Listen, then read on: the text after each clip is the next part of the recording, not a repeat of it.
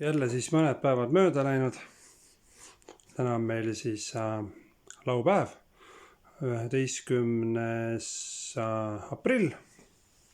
Endiselt on karantiiniaeg, viirusaeg ja siis nüüd olen jõudnud nii kaugele, et tahaks uurida, mis toimub siis mootoriga. No, halvem asi on see, et kuna mootor oli olnud seisnud rääst all ja mitte nüüd päris küll lageda taeva all, aga ikkagi, siis püsti olid tal olnud torud ja need sisselasketorud.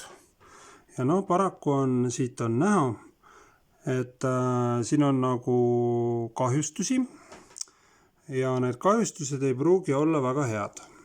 Seega ma ei ole praegu päris kindel, kui palju on saanud mootorisilindrid kahjustada.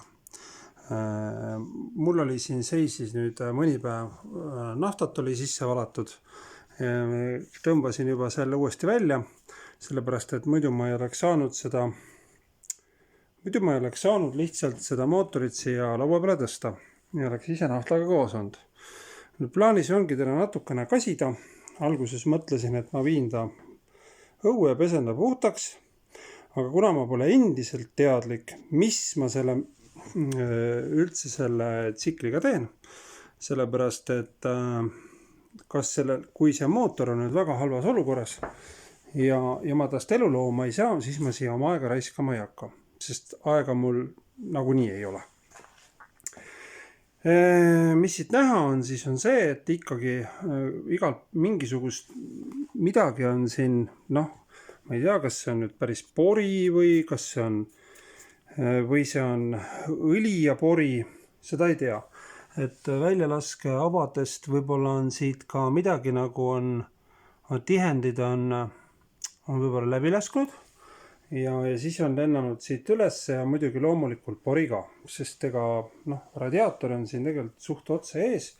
Ega see radiaator nüüd väga hea välja ei näe. Radiaatorit me vaatame kunagi hiljem. Nüüd, mis siis veel? Et plaanis on seda natukene kasida, siis ma kavatsen võtta ette natukene uurida rohkem kirjandust, et ma siin vigu ei tee lahtivõtmisel, sest ilmselge on see, et kui tõesti kõik saab nagu korda, siis ei ole mõtet sellel, siis võiks nagu asjad olla ka õigesti lahti võetud. Täna ma veel võtsin amortisaatori. Amortisaator on nüüd tükkideks võetud. Ja mul on plaanis otsida semmerlingid, et rõngastihend, mis on siis, ma ei tea, kas ma neid siit leian, sest ma endiselt ei tea, mis amordiga on tegemist. See on siis õlisimmer. Et kui oleks teada olnud, missugune see amort, mis marki ta on, siis võib-olla oleks võimalik olnud ka mingit remontkitti tellida. No, selles suhtes ma praegu kavatsen lihtsalt minna Tartus tihendipoodi ja siis tihendipoest soetada, kui on võimalus. Kui ei ole võimalus, siis ma olen midagi välja otsinud, päris uus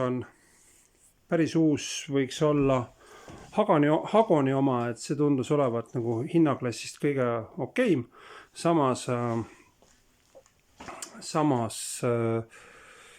on ka võimalus osta tema enda originaal. See on küll kasutatud, seal on 2 otsaga asi, et saata kuskil seal, maatsin 50 € saaks praegu tükist.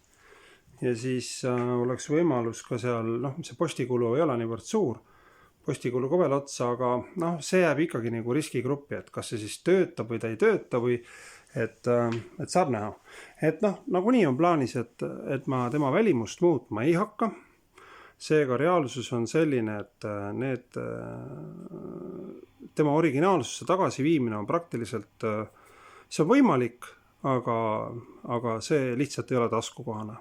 Ei ole ka nähtavasti mõistlik praegusel hetkel.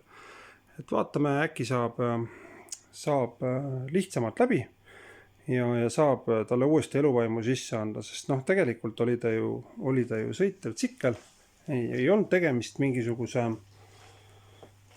jah, ta on küll käest ära lastud igate pidi, aga ta oli sõitav. Et võimalik, et siis lihtsalt anda talle iluravi, teha kõik jooksud, asjad korda